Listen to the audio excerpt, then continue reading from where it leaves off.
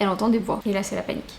Hello! Alors on se retrouve aujourd'hui pour vous raconter la fin de l'histoire de Sana. Visiblement cette histoire vous intéressait, vous vouliez la suite, donc me voilà pour vous la raconter. Avant de raconter la suite, je vais quand même résumer rapidement ce qui s'est passé avant, pour ceux qui n'auraient pas vu l'autre vidéo. Donc c'est l'histoire de Sana. Sana, elle a une dizaine d'années, elle vit avec sa grand-mère, donc c'est un endroit assez excentré, donc pour aller à l'école, elle doit aller prendre le bus qui se trouve de l'autre côté d'une petite forêt qui est à côté de la maison. Sana elle a l'habitude, elle prend le petit chemin dans la forêt et elle va prendre le bus. Donc elle a fait ça des tas de fois, elle a l'habitude du chemin, mais un jour en venant à l'école, elle va commencer à voir qu'il y a une maison qu'elle avait jamais vue. En fait, elle va se rendre compte que cette maison c'est jamais la même. Il y a même certains jours où elle la voit pas. Elle a vu des gens rentrer dans la maison, elle a essayé d'aller toquer à la porte, mais sans succès. Et elle va en parler à sa grand-mère. Et sa grand-mère lui dit bah non, moi j'ai jamais vu cette maison, mais il y a une légende qui raconte qu'il y a bien une maison dans cette forêt et qu'elle apparaît aux gens perdus. Alors là, Sana commence à se dire mais non, mais c'est n'importe quoi cette histoire. Donc le lendemain, elle se dit bon bah je vais aller investiguer un peu plus. Elle se rend à la maison. Ce jour-là, la maison elle est complètement délabrée. Elle se dit bon, elle est complètement délabrée, sur un malentendu, peut-être que je peux ouvrir une porte. D'abord, elle commence par toquer à la porte. Disant bon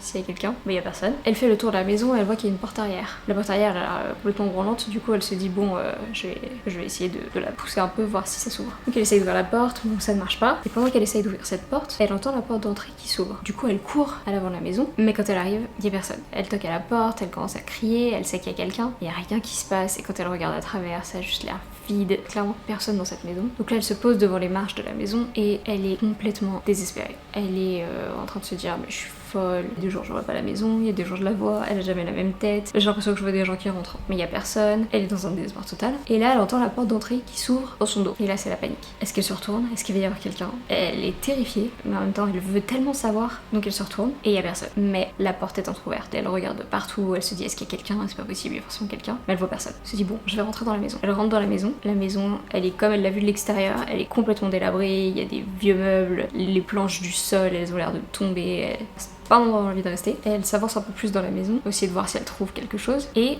elle voit qu'il y a une porte de l'autre côté de la pièce. Elle entend des voix, donc elle commence à s'approcher de la porte, se disant bah il y a des voix derrière, il y a forcément des gens. Et sauf que plus elle avance, et plus elle se rend compte que ces voix elles sont familières. Elle a l'impression que c'est la voix de ses parents. Sauf que c'est pas possible, ses parents sont morts dans un accident de voiture, et c'est pour ça qu'elle vit avec sa grand-mère. Elle prend une grande inspiration, et elle ouvre la porte. Au moment où elle ouvre la porte, c'est plus la maison qui est derrière. Elle se retrouve dans un couloir d'hôpital, en pleine journée, avec plein de monde autour. C'est la cohue, elle est en plein milieu, et elle essaye de demander ce qui se passe. Elle va essayer de demander aux gens où elle est. Sauf que personne lui répond. Et elle a l'impression que personne la voit en fait. Et derrière toute cette cohue, elle entend quand même toujours la voix de ses parents en train de parler au loin. Ouais, elle continue d'avancer dans ce couloir. Et donc jusqu'à entendre les voix de plus en plus fortes, elle se retrouve face à une autre porte. Et donc les voix sont beaucoup plus fortes derrière cette porte. Elle est sûre que c'est là derrière qui se trouve. Et elle attrape la poignée. Et au moment où elle prend cette poignée, elle a l'impression qu'elle se sent très très lourde et qu'elle commence à s'endormir. Donc Sana va ouvrir les yeux. Et au moment où elle rouvre les yeux, elle voit une sorte de plafond blanc. Elle comprend qu'elle a dû s'endormir. Et elle entend des gens qui parlent autour d'elle. Sur le coup, elle est un peu déboussolée. Elle comprend pas trop ce qui se passe. Alors qu'elle regarde ce plafond et qu'elle essaye de comprendre ce qui se passe, elle voit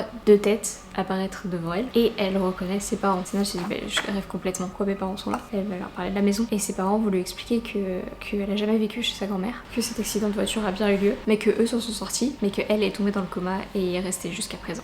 Et voilà, c'est la fin de cette histoire, j'espère que ça vous a plu. C'était ni une histoire qui faisait peur, ni une histoire qui finissait mal. J'ai eu beaucoup de mal à trouver une fin qui me convenait. J'espère que vous n'êtes pas déçus. N'hésitez pas à mettre en commentaire ce que vous en avez pensé. Et à bientôt!